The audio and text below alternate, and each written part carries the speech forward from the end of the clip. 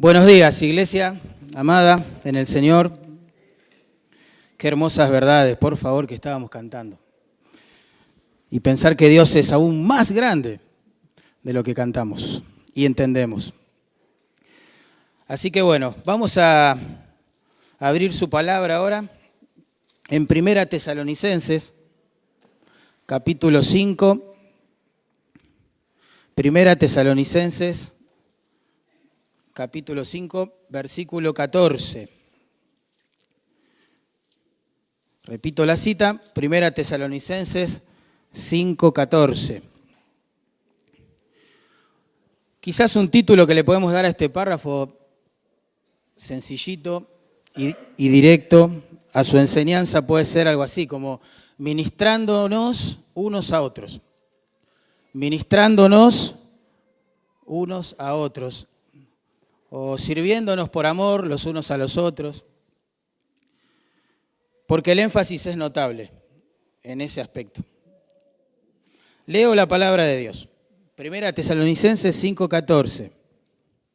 Dice, también os rogamos, hermanos, que amonestéis a los ociosos, que alentéis a los de poco ánimo, que sostengáis a los débiles, que seáis pacientes para con todos, ministrándonos unos a otros.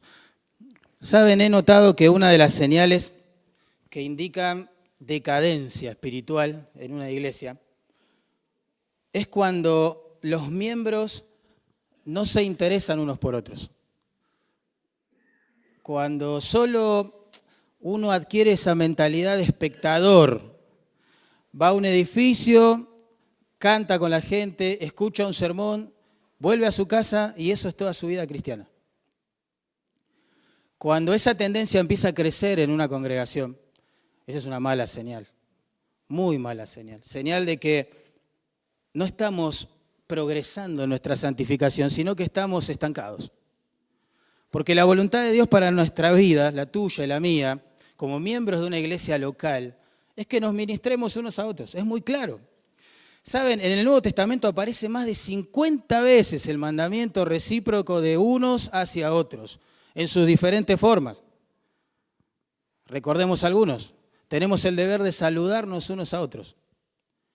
Tenemos el deber de llevar las cargas unos de los otros. Tenemos el deber de recibirnos unos a otros, como lo hizo Cristo con nosotros. Y así podemos seguir, amarnos unos a otros, servirnos unos a los otros, etc.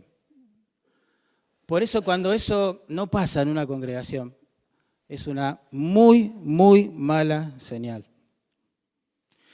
Noten lo que dice Pablo acá. Os rogamos, hermanos, que se ministren unos a otros, básicamente, es la idea. Les ruego, la idea es, a través de esta carta me pongo al lado de ustedes, iglesia en Tesalónica y en Carapachay, por extensión también. Y les ruego en el nombre del Señor, ámense unos a otros, ministrense unos a otros, estén atentos a la vida espiritual del hermano, preocúpense por el otro. La palabra que se traduce hermanos es muy linda porque significa del mismo vientre, del mismo vientre. Es decir, literalmente describe obviamente a dos hermanos de sangre, espiritualmente, como se usa acá, metafóricamente describe a aquellos que hemos nacido de Dios y que ya por ese simple hecho estamos unidos en un mismo cuerpo, el de Cristo. ¿Bien? Los hermanos debemos servirnos los unos a los otros. Yo sé que es algo básico lo que estoy diciendo, pero poco practicado muchas veces. Los hermanos somos llamados a ponernos al lado de otros hermanos y ayudarlos con sabiduría, según la condición espiritual en la que estén en el momento, ¿sí? Lo que me llama la atención es que la palabra hermanos allí está en plural, dando a entender que esto no es responsabilidad solamente de los que están a cargo de un ministerio, supongamos, o de los pastores, o de los diáconos, o de los encargados de jóvenes, o de niños, o de los adultos. Esto es una responsabilidad de todo creyente, de todos los hermanos, de todos los hermanos.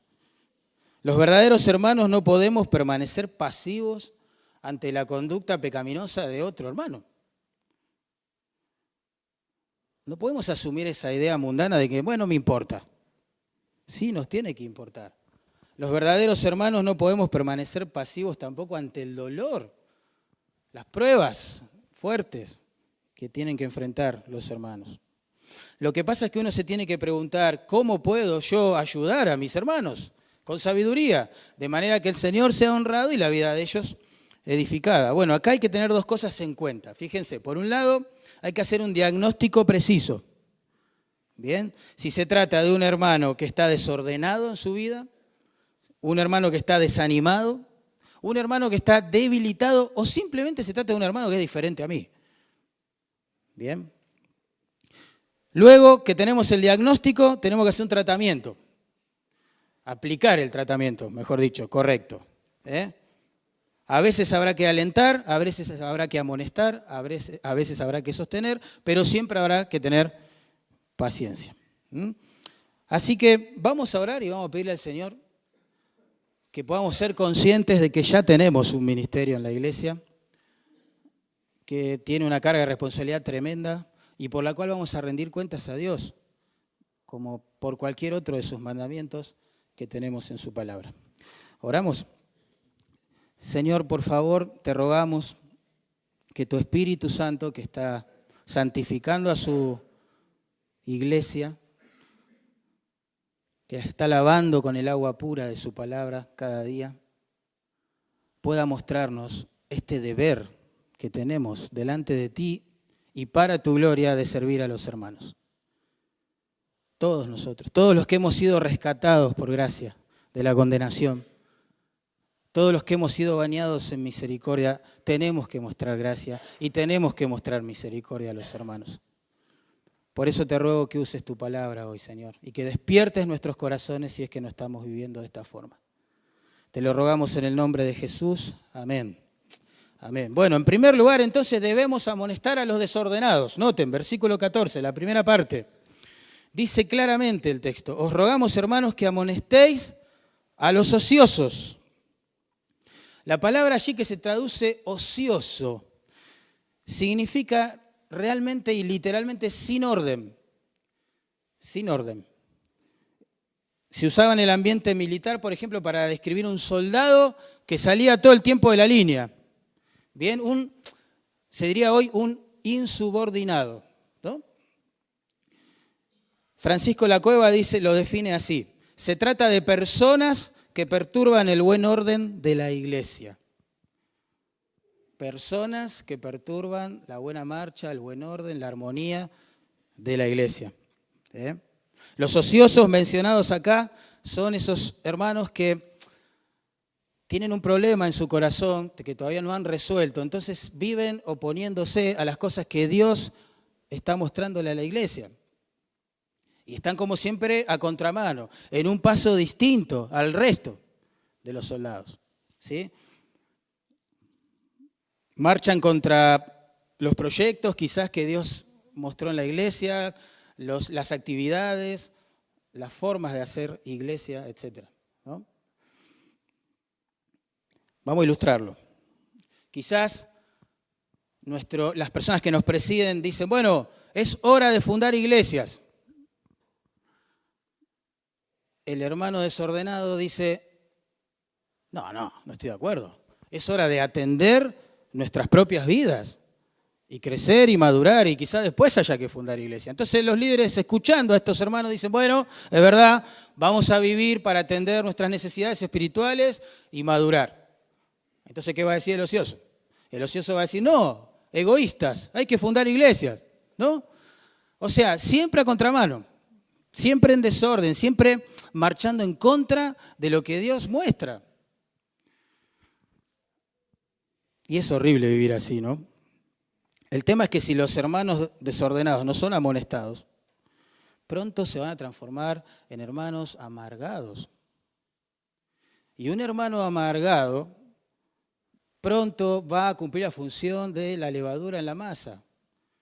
Va a empezar a contaminar, a esparcir su amargura por todos lados, ¿sí? Sus contrariedades, sus críticas.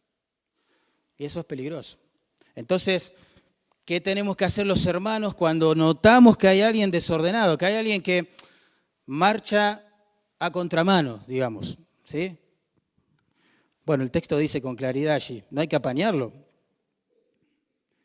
hay que amonestarlo. Es clarísimo. La palabra que se traduce ahí, amonestar, significa poner o inyectar algo en la mente, es la idea. Poner una verdad de la palabra en la mente del hermano que está desordenado. Esa es la idea, ese es nuestro deber. Tenemos que mostrarle por la palabra de Dios, básicamente, que lo mejor que le puede pasar es servir bajo la autoridad de la palabra de Dios y en comunión con sus hermanos a Cristo. Eso es vida. Lo demás es tropiezo. El tema es que este llamado a amonestar no es fácil de practicar, ¿no? Porque la amonestación es como una vacuna, ¿no? Duele el pinchazo, pero uno sabe que sana, bien, que es sanador, si viene, por supuesto, de parte de la palabra de Dios, obviamente, ¿no? La amonestación. Siempre el que amonesta tiene que tener en mente esto, que no le va a decir a las personas lo que quieren oír, sino lo que necesitan oír. Y eso genera una adrenalina importante, porque uno puede pensar que en respuesta a la amonestación va a ser maltratado, va a ser amado menos y cosas como esas. Pero es un mandamiento, el Señor lo expresa acá de esa forma. Dios quiere que los hermanos, por amor, aprendamos a amonestarnos los unos a los otros.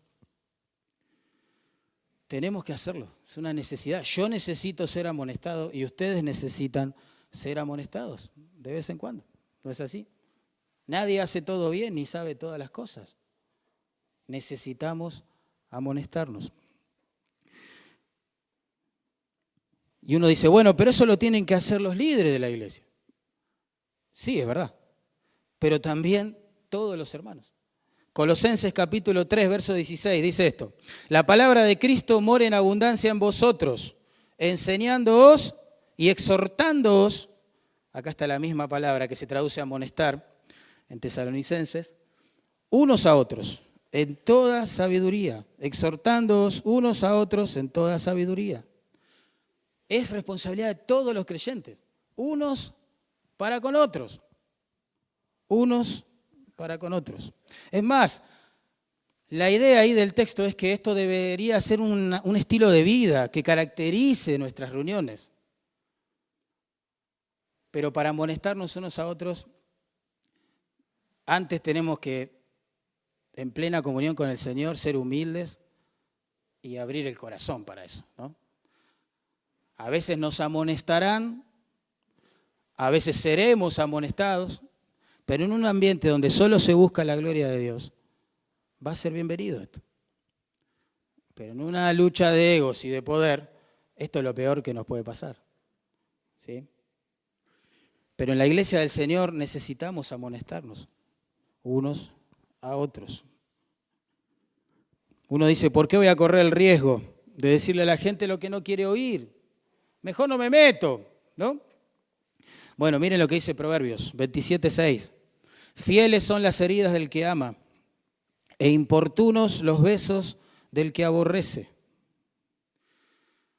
Si alguien ve a su hermano, a su hermana, que por causa de su pecado, de una mala creencia, una mala conducta, un mal hábito, lo que sea, se está chocando contra la pared de sus malas decisiones, las consecuencias de su pecado, y no hace nada, es como aquel que va manejando, ve una víctima tirada en el piso y no es capaz de parar y llamar al 911, no sé, o alguien que venga a asistirlo. Es como una crueldad espiritual, ¿no? Lamentablemente, el pecado no bendice a ningún creyente. el pecado nos arruina la vida, hermano. ¿Sí? Nos arruina la vida. Y nuestra necesidad más grande es que alguien, ¡pum!, nos inyecte un pensamiento poderoso de la palabra de Dios que corrija ese mal hábito, esa mala conducta, esa mala creencia. ¿Bien? Y nos santifique y nos aleje del pecado, que es lo que necesitamos. Por lo tanto, si Dios, hermano, hermana, te mostró un hermano o una hermana que anda en forma desordenada, a contramano, vos lo sabés, o capaz hasta te lo dijo y te das cuenta que está así. Por amor, ponete en manos del Señor y amonestalo. Arriesgate por amor a amonestarlo. Y dejale a Dios los resultados, porque su palabra es poderosa para convertir el alma, ¿sí? Y levantar al caído y dar alegría donde todo es tristeza por causa del pecado. Dios restaura a la gente con su palabra, es hermoso ver eso. Y vos podés y debés ser un agente de restauración para tus hermanos y tus hermanas. Esto es apasionante. Ahora, si vos sos un desordenado, te identificaste con esto, tomá la iniciativa también en humildad y rodéate de personas que te puedan aconsejar, que te puedan amonestar. No te rodees de gente que te va a apañar y que te va a subir la temperatura con vos de la charla. Rodéate de personas que te puedan ayudar, que te puedan decir, está mal lo que estás diciendo, che, no es tan así. Y si es así, vení, vamos a arreglarlo. Vamos a resolverlo para la gloria de Dios. Simple, ¿no? Hay que amonestar a los desordenados. Responsabilidad absolutamente de todos los creyentes. En segundo lugar, ¿qué dice el texto allí? Debemos alentar a los desanimados. Alentar a los desanimados. Que alentéis a los de poco ánimo, dice el texto, lisa y llanamente. Acá el diagnóstico es distinto. No se trata de una oveja desordenada que marcha a contramano, digamos, ¿sí? Acá se trata de una oveja que está desanimada. Es distinta la situación, no es lo mismo. Por lo tanto, no podemos aplicar, por así decirlo, el mismo remedio a la situación. El tratamiento es otro acá. Si la oveja está desanimada, no la amonestamos para terminarla de deprimir, digamos, sino que le damos aliento. Le damos aliento. Dice allí, alentá a los de poco ánimo. Me llamó la atención el significado de la palabra que se traduce poco ánimo acá. Significa de alma pequeña. De alma pequeña. Describe a los hermanos que ante las responsabilidades extremas o las pruebas, las aflicciones de la vida, etcétera, se sienten pequeños e intimidados. Y si somos honestos, todos en algún momento de nuestra vida nos hemos sentido así.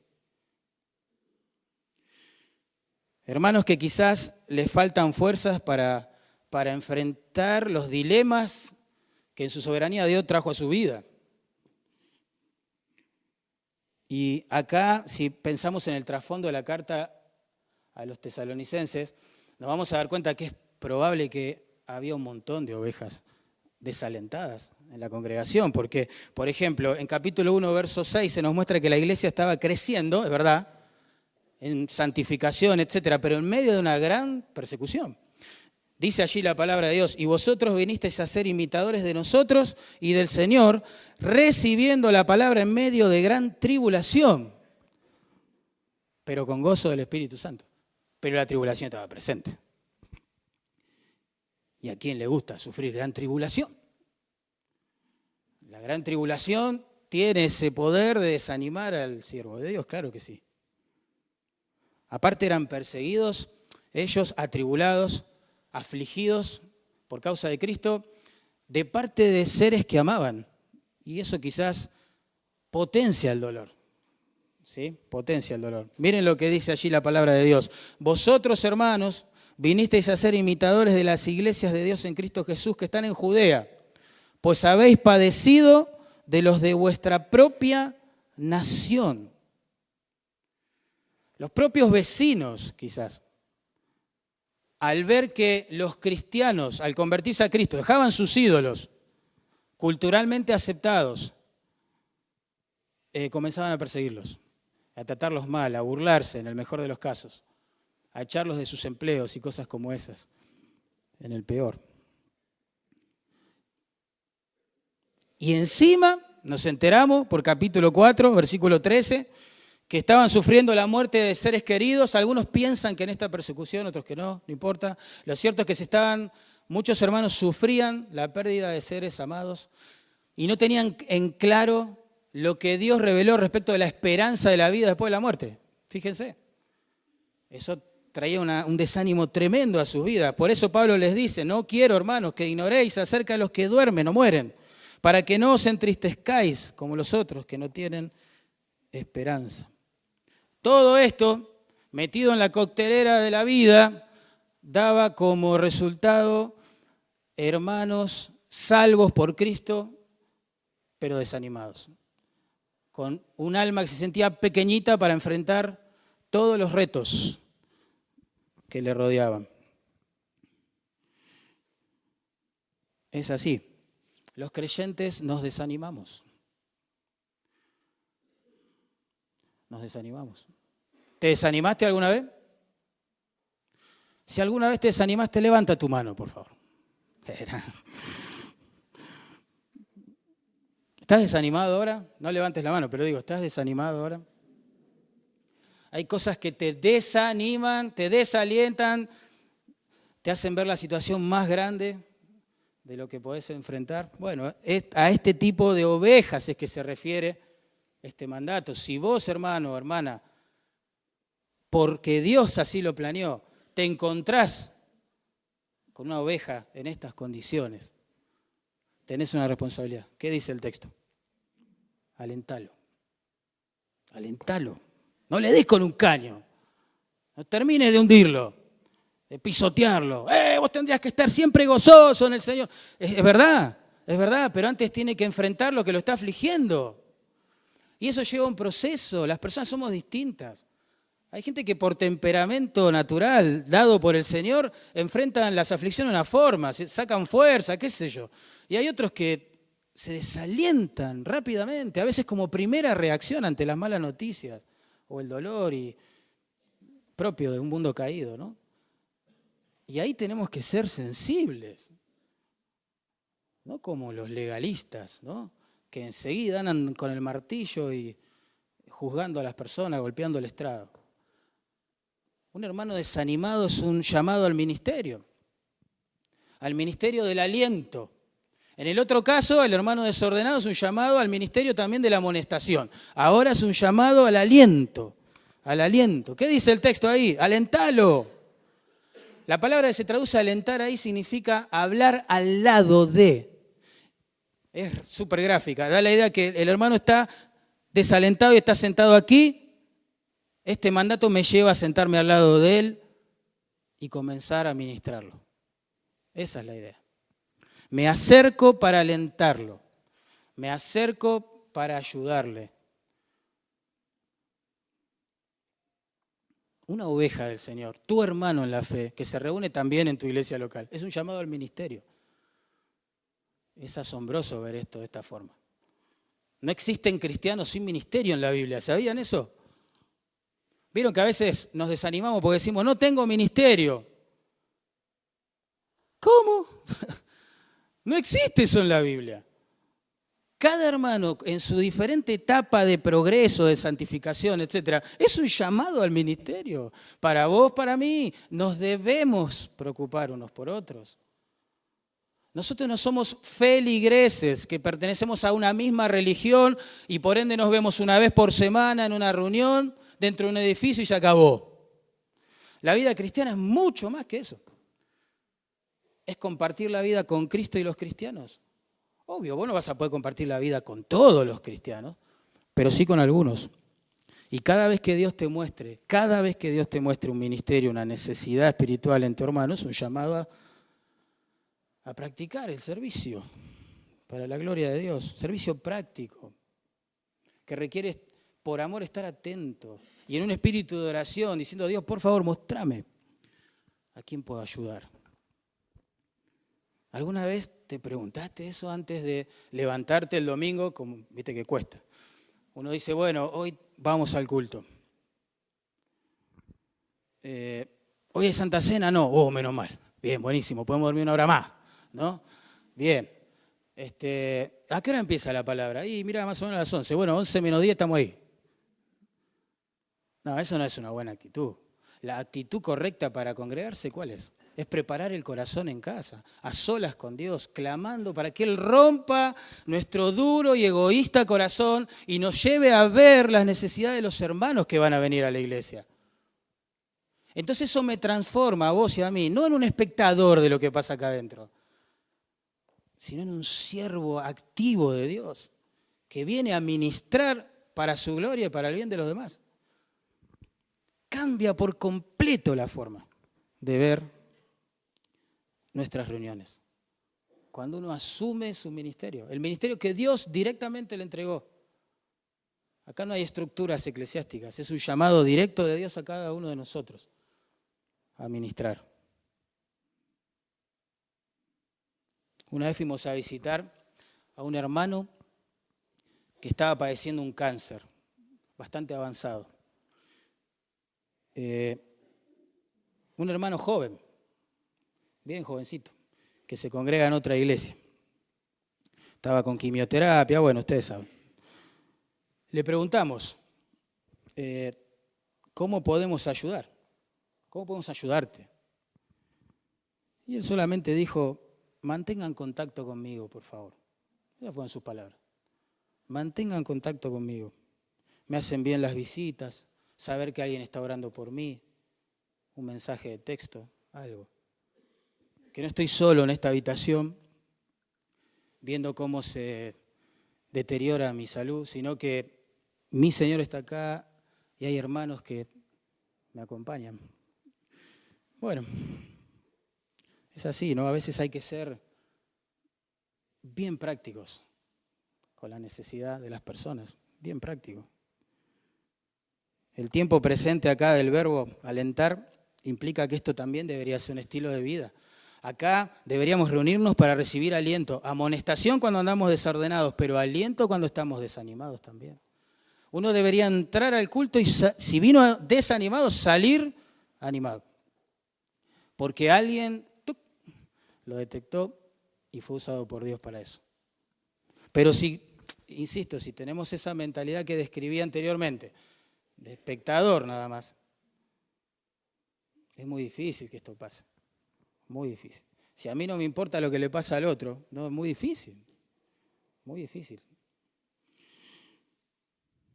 Por eso si Dios te ha mostrado algún hermano desanimado o hermana, este es un llamado a alentarlo y a hacerlo pronto, a no postergar.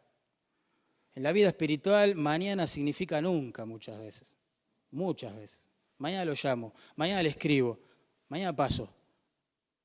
Y viste cómo es. Estamos tan ocupados que no se termina concretando eso. Ahora, si vos sos un hermano desanimado, una hermana desanimada, y todavía nadie lo notó, porque puede pasar eso también, vos también tenés que ser humilde y decidir compartir tu carga con alguien. Acércate a alguien. Quizás los hermanos no pudieron discernir esa situación. Y vos tenés una carga tremenda en tu alma. Vos tenés que también acercarte y decirle a alguien que considerás que te puede ayudar, que puede orar por vos, alguien amoroso. Me pasa esto, ¿podés orar por mí? Y quizás a partir de ahí las cosas cambien, ¿no? El salmista decía, abatida hasta el polvo está mi alma. ¿Qué idea te da esa frase de una persona que, ¿cómo está? Abatida hasta el polvo está mi alma, mi mundo interior. Se está muriendo, está por el piso, una persona deprimida, diríamos nosotros. Miren lo que le pedí a Dios en oración. Vivifícame según tu palabra. Dios, me siento morir por dentro, pero por favor, usa tu palabra para reverdecer lo que se está secando en mí. Porque Dios hace esas cosas con su palabra y quiere usar a su pueblo para eso. En tercer lugar, debemos afirmar a los débiles, dice el texto. Hay que sostener a los débiles. Acá el diagnóstico, ven, es otro. Ya no se trata de una oveja desordenada que va a contramano. Tampoco se trata de una persona desanimada que se siente muy pequeñita para enfrentar los gigantes que le rodean. Ahora se trata de una oveja debilitada. Y el tratamiento de Dios es distinto también. Es distinto. En este caso hay que sostenerla o afirmarla, es la idea. Afirmarla. La palabra que se traduce débiles significa literalmente sin fuerza. Por eso algunos comentaristas pensaban que acá se trataba de describir hermanos enfermos físicamente. Porque la palabra significa eso, sin fuerza. Sin fuerza. Pero la palabra la encontramos en otros lugares del Nuevo Testamento y también describe personas sin fuerzas en cuanto a su ánimo para, enfrentar también cosas que tenga por delante. El contexto, ¿no? Siempre, como siempre, le das el verdadero o el significado preciso a una palabra que quizás tenga dos acepciones, ¿no? O tres. Acá es obvio, si el tratamiento tiene que ver con sostenerla, no está hablando de una enfermedad física, está hablando de una persona que necesita espiritualmente hablando ser afirmada, ser fortalecida, ser sostenida. ¿Bien? Por supuesto, a veces las personas enfermas físicamente también se sienten así, claro, obvio, claro que sí. Pero lo que quiero decir es que no necesariamente es un llamado a estar con alguien que está enfermo y nada más. La persona puede estar sana, estar aquí ahora sentada al lado tuyo también, pero por dentro está sin fuerza, sin fuerza. Otra vez un teólogo muy sano en la fe define la situación con estas palabras. Los débiles mencionados son personas que carecen de fuerza, y me llamó la atención, para vencer las tentaciones o para soportar las pruebas. Son espiritualmente desnutridos, dijo él. Puede ser, cuando uno rastrea a los débiles en el Nuevo Testamento se encuentra con personas que por no tener convicciones claras, firmes en la Biblia, se sienten culpables por un montón de situaciones que quizás Dios no los hace culpables. Se sienten bastante miserables, se sienten malos hijos de Dios todo el día, han perdido el gozo del Señor. Y es triste ver que alguien que fue rescatado por gracia no se maneja en su relación con Dios amparado en esa gracia. Es muy triste ver eso. Pero son personas que todo el tiempo se sienten culpables por algo, por lo que comen o dejan de comer, por lo que ven, lo que dejan de mirar, y no estamos hablando de algo santo o pecaminoso, estamos hablando de esas cosas de las cuales la Biblia no habla y que uno tendría que decidir con convicción. Se cargan a veces estas personas con culpas de pecados perdonados, a veces hasta de su pasado sin Dios, que ha sido lavado en la sangre de Cristo, y de un presente que, está caracterizado por el desaliento en su relación con Dios, la falta de gozo, se sienten cristianos derrotados todo el tiempo. Es como Lutero antes de vivir, ¿no? Por la fe, viven confesando pecados todo el tiempo, todo el tiempo. Tienen una introspección ya no saludable, no bíblica, ¿sí? No bíblica. Saben que los cristianos fuimos llamados para mirar hacia adentro. Cuidado con eso. En todo caso, que Dios nos examine con su palabra y punto. Con su palabra y punto. Los cristianos somos más saludables cuando miramos hacia arriba, a la gracia del Señor y a otros para servirles, que cuando nos ocupamos todo el tiempo de lo que nos pasa y de cómo nos sentimos. Y así son los hermanos débiles. Tienen una apariencia de piedad extraordinaria. Uno dice, wow, pero no viven esa piedad en la forma práctica. No viven, han perdido el gozo del Señor hace años en esta carrera introspectiva y eso es peligroso, es peligroso. El tratamiento para las ovejas así debilitadas es muy práctico. Acá el texto dice, debemos acercarnos a ellas para sostenerlas. ¿Conoces a algún hermano así? ¿Alguna hermana así? Ese es un llamado al ministerio. Uno se acerca en el nombre del Señor, con su palabra, en oración, etc., para sostenerla. Sostener, interesante. La idea es sostener en contra de. La idea es una corriente impetuosa que va hacia una dirección y una persona que está aferrada a un arbolito para no ser arrastrado por ella. Esa es la idea de esta palabra. En su interior hay un mar torrentoso de emociones y de falta de convicciones bíblicas que lo están destruyendo, pero ahí está aferrado a algún que otro principio, a la gracia de Dios, y ahí somos llamados nosotros a tirarnos, a zambullirnos y a sostenerlo también, y a hacer fuerza para que no sea arrastrado por estas tendencias peligrosas, no bíblicas, de santificación.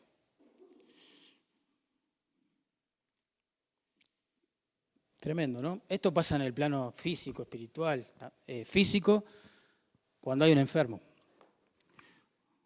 A mí me ha tocado sostener a mi propio padre, a mi suegro, en sus momentos de mayor debilidad física, ¿no? Ellos ni siquiera podían ya caminar por sí mismos. Había que levantarlos de la cama, llevarlos al baño, volverlos a acostar. Bueno, toda una situación donde uno se daba cuenta que ellos no podían arreglárselas por sí mismos ya. Y eso es un llamado a atenderlos con amor, en el nombre del Señor. Y así también en el plano espiritual sucede lo mismo. Hay personas que son tan débiles de conciencia, tan débiles, que hay que ayudarles a darles un asidero bíblico, pensamientos correctos, una teología sana, a la cual ellos se puedan aferrar en contra aún de lo que sienten, y sostenerse en pie para la gloria de Dios. Y ese es un llamado tremendo para la iglesia. Hay que estar atento, porque esto pasa más de lo que pensamos. Más de lo que pensamos.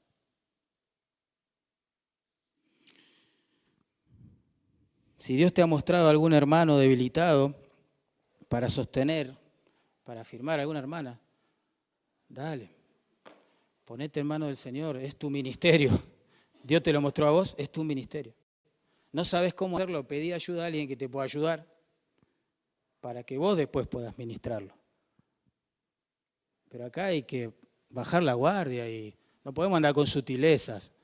Hay una persona que está así, hay que ayudarla. Si yo puedo hacerlo, mejor. Y si no, buscaré a alguien que lo ayude. Pero hay que moverse con estas cosas. Y si vos sos un hermano así debilitado, debilitada, también, quizás nadie lo notó todavía. O vos no lo diste a conocer. Hacelo. Habla con alguien que ame a Dios. Puede ser una herramienta del Señor para tu vida, para que no seas arrastrado por esos conceptos extraños de santificación que a veces le arruinan la vida a los cristianos. Es tremendo eso. Debemos afirmar a los débiles. Y en último lugar, debemos aguantar las diferencias. Aguantar, qué palabra fuerte esa, ¿no? No, suena raro. Hay que aguantar al hermano. Bueno, somos llamados a soportarnos unos a otros. Efesios capítulo 5, ¿no? ¿Por qué hay mandatos así en la Biblia? ¿Será que en la iglesia me voy a encontrar con personas que debo soportar? Si se ríen es porque les pasó alguna vez entonces. Ah. Y sí, hermano, si no, no estaría el mandato. Dios conoce a su pueblo y sabe que somos tan distintos a veces, sus hijos, unos de otros, que es verdad, a veces vamos a tener que aplicar la paciencia que se menciona aquí. ¿Qué dice el texto? Que seáis pacientes para con todos. Acá el diagnóstico otra vez vuelve a ser distinto. No se trata de una oveja que está desordenada, marchando en contramano. Tampoco se trata de una oveja debilitada, ni de una oveja desanimada. Ahora se trata de una oveja que es diferente a nosotros, nada más. Por eso hay que tener paciencia para con ella. Somos distintos los hermanos, ¿no? ¿Sí o no? Qué cara que tienen. Yo no sé si me están diciendo sí, no, si se durmieron, si están acá, si no están. Somos distintos los hermanos, ¿o no? Claro que sí. Totalmente diferentes. Es más, hemos sido educados en formas diferentes. Tenemos pasiones por cosas diferentes. Haríamos las cosas de manera diferente. Tenemos gustos distintos, preferencias, estilos, edades, nacionalidades, trasfondo cultural, social, económico. Somos re diferentes, muy diferentes. Y ese es el plan de Dios. Está bien que sea así. Y esas diferencias a veces se usan como causales justificantes de las peleas, de las divisiones, del cruce de vereda. Tremendo eso. No está bien eso, no está bien. El plan de Dios es formar un cuerpo formado, entre otras clases de personas, por judíos y gentiles, por ejemplo, que anteriormente se odiaban entre sí. Judíos y samaritanos no se podían ni ver. Libres y esclavos se odiaban mutuamente. Hombre y mujer buscaban quién pisoteaba a quién. Quién se imponía sobre el otro. Pero ahora están todos unidos en el cuerpo de Cristo, dice Efesios capítulo 2. Estamos en la misma iglesia, somos parte del mismo cuerpo y es un hermoso desafío para glorificar a Dios con nuestras diferencias. Ahí dice, sean pacientes, pero para con todos. No solo para aquellos que piensan igual que vos, que les gustan las mismas cosas que vos, tienen los mismos puntos de vista que vos, que en todos los aspectos doctrinales piensan igual, siempre hablando de doctrina secundaria, obviamente, ¿no? Cuidado con esto. Acá hay un llamado clarito. ¿Vos conocés un hermano aquí en la iglesia que es muy diferente a vos? Sí, que lo conoces. Una hermana, y sí. Es un llamado al ministerio de la paciencia. Dios forma en nosotros la paciencia entre otras formas soberanas que elige, relacionándonos con hermanos diferentes a nosotros en la iglesia. En Tesalónica, por ejemplo, sabemos que convivían hermanos griegos y judíos, libres y esclavos, hombres y mujeres, como leemos recién, ordenados y desordenados, débiles y fuertes, desanimados y superanimados. Es como cualquier iglesia local. ¿Sí? Nosotros debemos ser pacientes para con todos, porque no todos somos iguales. Hay hermanos que hablan mucho y otros que hablan poco. Unos son súper alegres, todo el tiempo tienen buena onda, y otros son tristes. Unos son extrovertidos y otros son muy introvertidos. A algunos les gusta cantar mucho, a otros poco. Unos son muy estudiosos de la Biblia y otros son más prácticos. Unos son orientados a las personas, otros a la meditación, a la reflexión, a la soledad. A algunos les gusta el ruido, a otros el silencio. Algunos aman la percusión, otros la armonía, y otros la melodía, y otros la vocalización. Unos prefieren los programas por edades, otros los grupos caseros. Unos aman cantar himnos, otros canciones más contemporáneas. Unos tienen pasión por el evangelismo, otros tienen pasión por la misericordia, otros tienen pasión por el estudio bíblico y la exégesis de los idiomas originales. Y está bien, somos distintos. Y unos creen que la prioridad de la iglesia debería ser la misión, otros la alabanza, otros la enseñanza, otros la comunión fraternal. Unos se identifican con la doctrina reformada, otros con los dispensacionalistas y otros ni le importa esos temas, para ser honesto.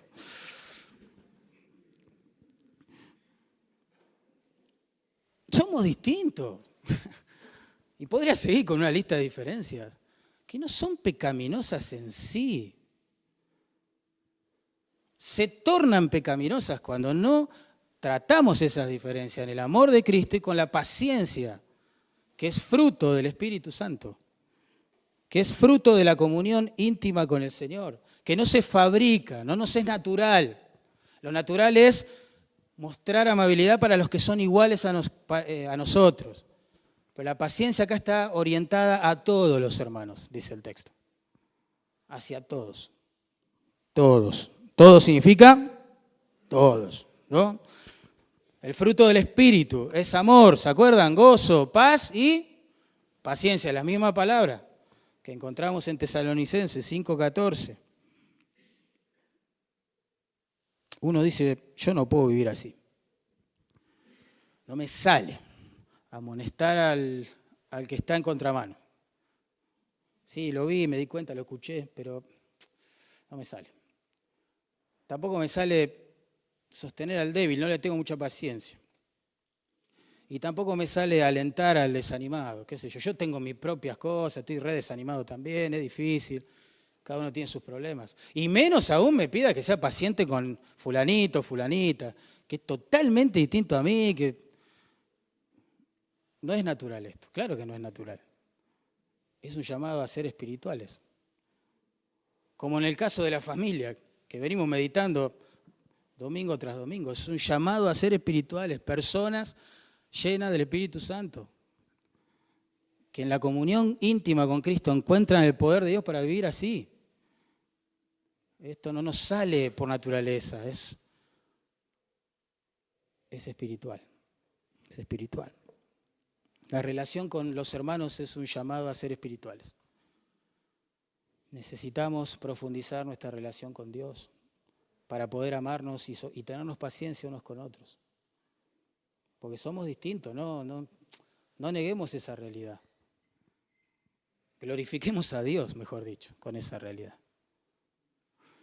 ¿Cómo ayudar a los hermanos? Recapitulando, dos cosas, ¿se acuerdan? Uno, tenemos que tratar de pedir sabiduría a Dios para discernir el diagnóstico correcto. ¿Qué se trata? ¿De un hermano desordenado, desanimado, debilitado o simplemente diferente a mí? Y el tratamiento adecuado es el segundo paso, ¿no? Tenemos que entender que acá están las recetas, el vademecum divino para cada enfermedad espiritual de los hermanos y de las hermanas. Yo no puedo inventar algo mejor que esto. El problema es que a veces damos un diagnóstico incorrecto y el resultado ¿cuál va a ser? La medicación ¿cuál va a ser? La incorrecta también. Imaginen un médico que expone a sesiones de quimioterapia a un paciente solo porque tiene gripe. Imagínense a un médico que está tratando el cáncer en la vida de una persona y para paliar la enfermedad no se le da aspirina. Si no hace bien su diagnóstico, su tratamiento tampoco va a ser bueno. No va a ayudar a nadie, al contrario, va a empeorar. Y esto es lo mismo. A veces los hermanos amonestamos al desanimado y terminamos de hundirlo. Es impresionante. No entendemos que las personas a veces están allá abajo. No somos máquinas los hermanos. Tenemos que orar a Dios para abundar en amor y darnos cuenta de estas cosas. Y no ir con el manualcito y el librito, a matar al hermano que está desanimado. No ese es el tratamiento para el desanimado.